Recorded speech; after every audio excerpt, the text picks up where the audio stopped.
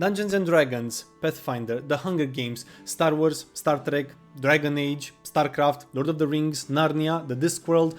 You pick the setting, but ask yourself this. What do the Galactic Empire, Panem, Kingdom of Ferelden, the Terran Dominion, Utumno Angband, Narnia, and my personal favorite, Ankh-Morpork, all have in common? Well, if it isn't obvious, they are all ruled by a dictator. Now, do you need to know what a dictatorship is when world building? Honestly, I believe it helps tremendously if you do. So I invite you to stick around, have a cup of something tasty, and I will give you a very short version of what you need to know in order to take your world building to the next level.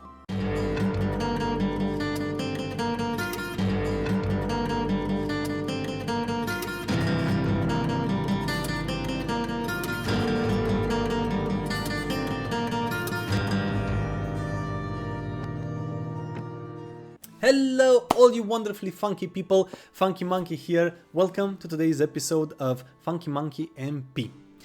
Today's episode will be a little different as I found myself in a bit of a bind and don't have a miniature video to show you.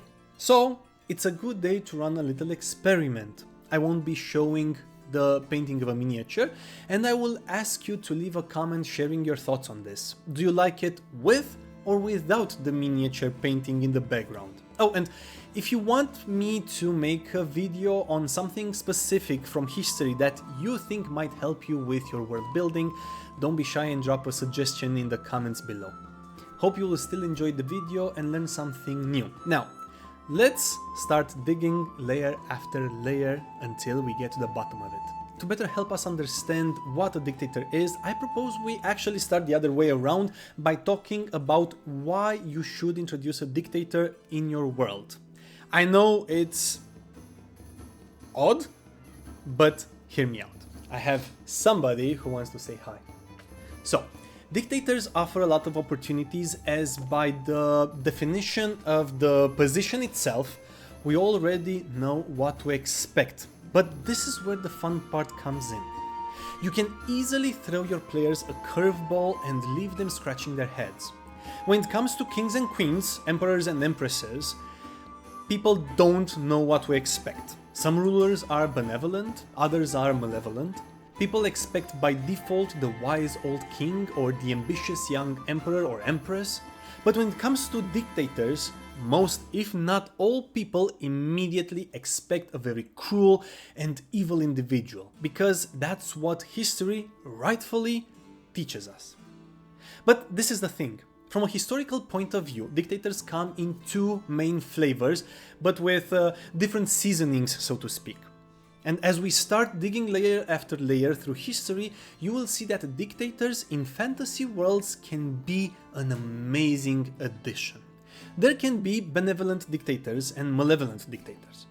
If we look at fantasy worlds, we can easily see this. The malevolent dictators are easily recognizable, and we have many awesome examples, such as Morgoth in Lord of the Rings, even Sauron, the White Witch in Narnia, etc. While the benevolent are pretty scarce but very memorable. And a great example is Havelock Vetinari of Ankh-Morpork.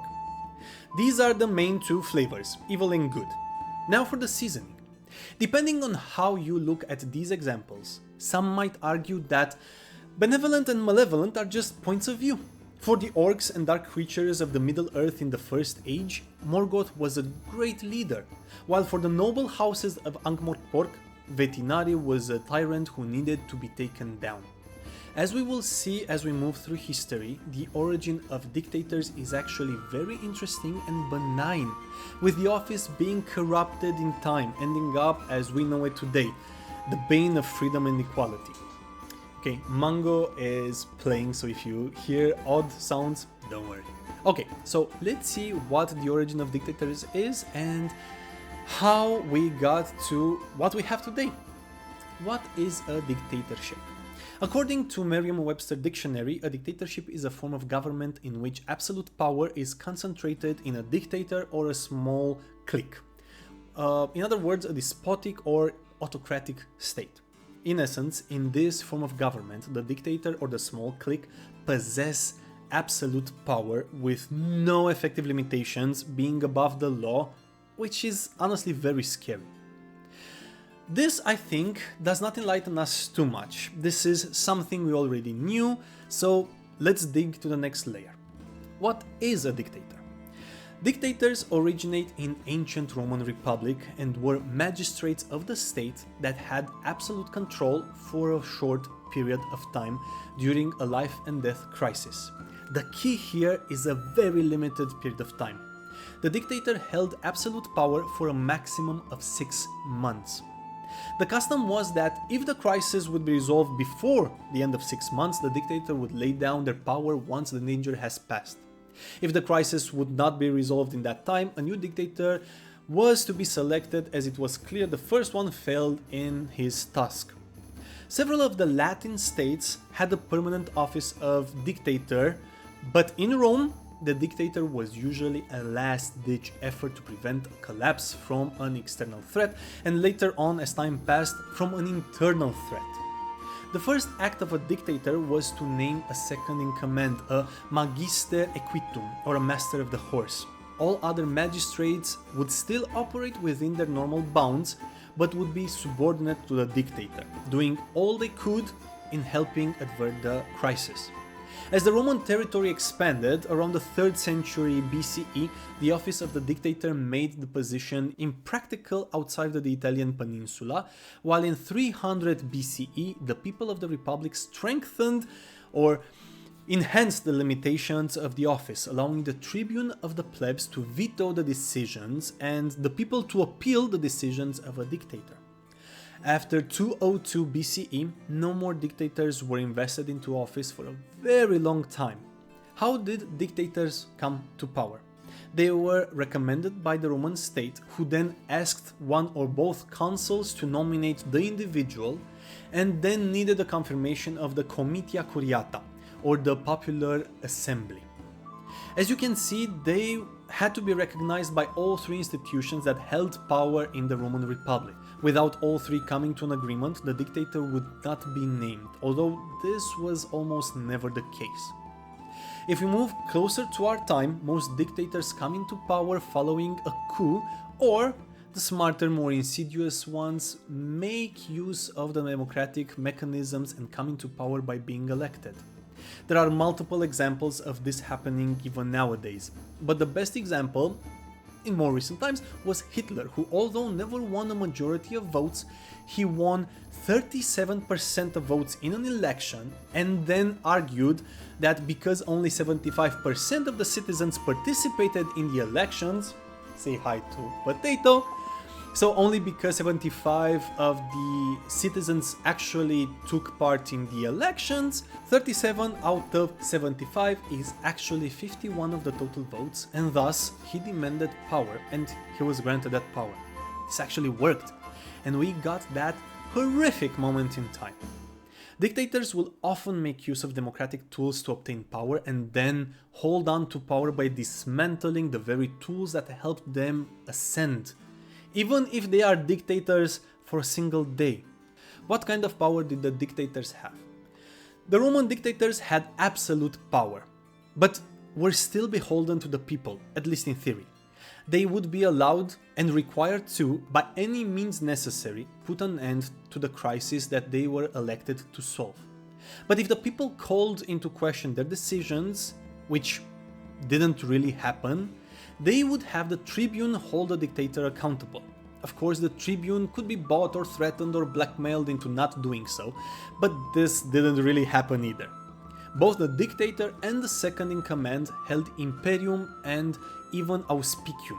Auspicium needs a separate explanation as it's very important. So, in ancient times, the gods were consulted in matters of grave importance, not unlike nowadays. Before going to war, for example, the Romans asked the augur, a priest part of the Latin collegium, to ask the gods and interpret clues in a specialized place called a templum. A templum was a representation of the space above, so a temple is a projection of heaven. But that's another story for another time. So basically the augurs would divide the visible sky in a certain direction in 4 quadrants and search for clues in one of those quadrants. Clues such as shape of clouds, birds flying by, like when Romulus and Remus counted eagles for the founding of Rome. The sign consisted of the direction the clouds were drifting in from, or where did the birds appear in the sky and what kind of birds they were, etc. If the signs were against the decision would be either overturned or would not be made in the first place. Other methods of consulting the gods was by checking the entrails and liver of different sacrificial animals such as bulls and sheep and pigs, or how sacred chickens would eat grain after being starved for a few days. Even dice were sometimes used. If you think about it, at the end of the day, the most powerful individuals in the Republic were actually the augurs, who could suspend even the Senate Assembly if the signs were unfavorable.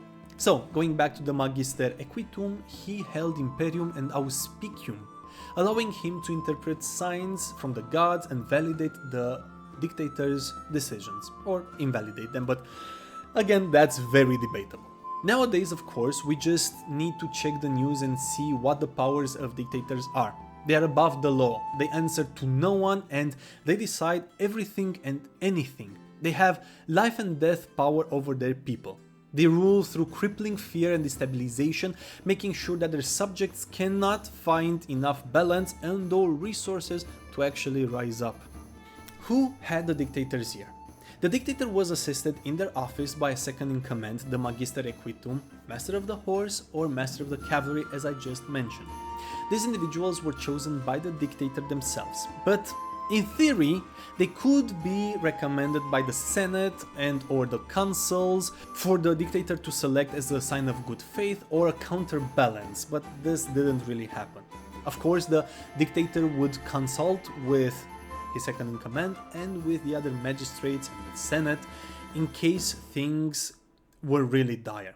But at the end of the day, the dictator was able to make any decision they deemed necessary and appropriate, as they were selected because they were considered the best, if not the only, qualified person to deal with a certain issue, and as such they were free to select the people around them in order to end the crisis. In modern times, on the other hand, because of how politics and state organizations have changed, modern-day dictators have a slew of yes-men and people who support them to the end of the world, for better or for worse. Again, the best example was Hitler, who had Heinrich Himmler to consult with, and all of the initial lackeys who helped him take power. What's interesting is that in some cases, individuals who once opposed a future dictator come around and end up supporting the individual, mostly because of how the wind blows and because of thirst of power. It's in our nature. The first dictator in history. A great example of how the Romans saw the office of the dictator comes in the form of the first dictator in history. Titus Larcius Flavus was named dictator in 501 BCE and his Magister Equitum was Spurius Cassius Vecellinius. He was named because of the war with the Sabines, who were part of the Latin League, an ancient alliance of cities neighboring Rome. The moment the dictator was named, the Sabines realized that this was indeed grave and they weren't ready for war, so they sent envoys to negotiate peace. The dictator and his Magister Equitum stepped down the moment the treaty was signed, without ever deploying to the battlefield or even leaving Rome. My favorite dictator story in history, yes, I do have a favorite dictator story, is that of General and statesman Lucius Quinctius Cincinnatus. Cincinnatus was an old patrician and military leader who vehemently opposed giving rights to the plebs and the creation of a form of constitution. He retreated from public office because his son, Cesso Quinctius, was a violent opponent of writing a code of equally enforceable laws for the plebs, as one does, and was killed during the clash with the plebs. The new laws reined in the nearly kingly powers of the patrician consuls and were meant to open the door for a consul elected from among the plebs, giving equal representation in state. Well, the people of Rome did get their written code of laws, and the Quinctius family were none too happy.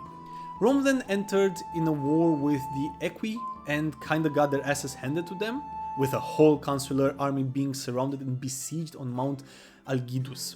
By the way, throughout Republican history, whenever the plebs wanted more rights, more power, more land, more money, etc., there would be a very convenient immediate external threat that had to be contained, suspending all normal functions of the city and having the citizens conscripted and sent off to war, wink wink. Anyway, in desperation, the Senate and the consul still in Rome turned to Lucius Quinctius Cincinnatus and named him Dictator. He was found by the Republican patricians as he was plowing his field and was told of his appointment. He donned the senatorial toga and returned to Rome. There, he named his Magister Equitum and ordered all men of military age to assemble on the fields of Mars, nowadays Vatican. He then led the conscripted army and defeated the Equi and alleviated the besieged consular army. With the crisis now gone, 15 days after his appointment, he disbanded the conscripts, laid down his dictatorship, and returned to his farm where he found his plow right where he left it and resumed working his field. A good story. Dictators and their subjects. In ancient Rome, the dictators didn't really have subjects per se, although everyone was in essence subservient to the dictator during the crisis, so there isn't too much to talk about. They had absolute power for 6 months and then they stopped having the power. That's it. Dictators then and now. In ancient times, at the dawn of this office, the dictators had a very clear goal, a very limited time in office, and were held accountable in some cases. They could be named for other things besides war, such as holding elections for the position of consuls when agreement could not be reached. They were named in office to organize large festivals or even gladiatorial games. Or they were named for restoring the order in either Rome or the provinces, even to perform vital religious ceremonies. They were named in situations when having different deciding bodies that could clash and not come to an agreement, and everything moved too slowly given the urgency of the situation. After 202 BCE, the dictator office and by extension the Magister Equitum faded into nothingness. After 202, the next dictator came in 82 BCE in the form of General Sulla, who was named dictator after defeating General Marius, the creator of the Roman legion as we know it, and was named by the Comitia to re-establish order after the civil war. He gave up power in 79 BCE, so long after the 6 months were up. Next was Caesar, who became dictator in 49 BCE for the purpose of holding elections, but without a Magister Equitum. He was then named dictator again in 47 and selected Marcus Antonius as Magister Equitum, and in 45 he was elected once more, being dictator perpetuo roi publicae constituande causa, meaning a dictator for life to establish a state, before being assassinated in 44 BCE. After that, no other dictator was named or indeed needed until the 4th century CE, almost 400 years later, when Emperor Constantinus revived the office but with a reduced role and power, giving the dictator command of only the infantry. As for modern days, well, what more is there to be said other than dictators are above the law? They are the ultimate law. They hold life and death power over all citizens and the country they hold hostage. There are labor camps, executions, both public and private. They decide the direction of the economy. They decide what people eat, drink, how they cut their hair, even what they wear. Everything. It's not a great perspective. How to use all we learned today in our world building. My personal recommendation: have a benevolent dictator who is perhaps a previous adventurer lead a nation in need while trying to stay ahead of bloodthirsty noble families who want his or her head.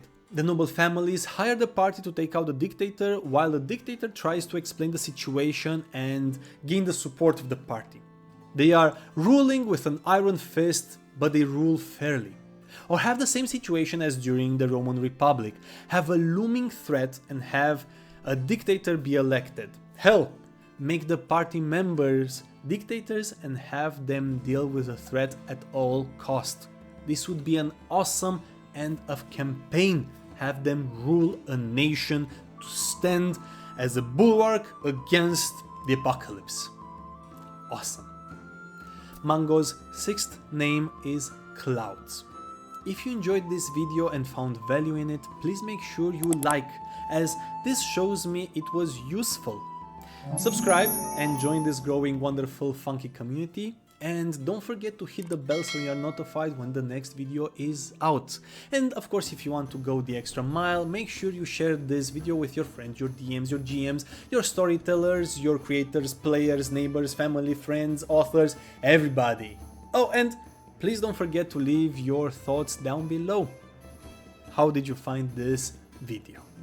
Thank you so much for the privilege of your time. I truly hope you found some inspiration and learned something new today, and I can't wait to see you all funky people here next time on Funky Monkey MP, the place where you get your dose of miniature painting, not today, history, world building, and even trivia. Remember, be curious, take inspiration from the past, and never stop learning, world building, and creating amazing things, whatever those are. Your mind and imagination are awesome, and don't let anybody tell you otherwise. Until next time, have yourselves a wonderful, wonderful, funky day. Cheers.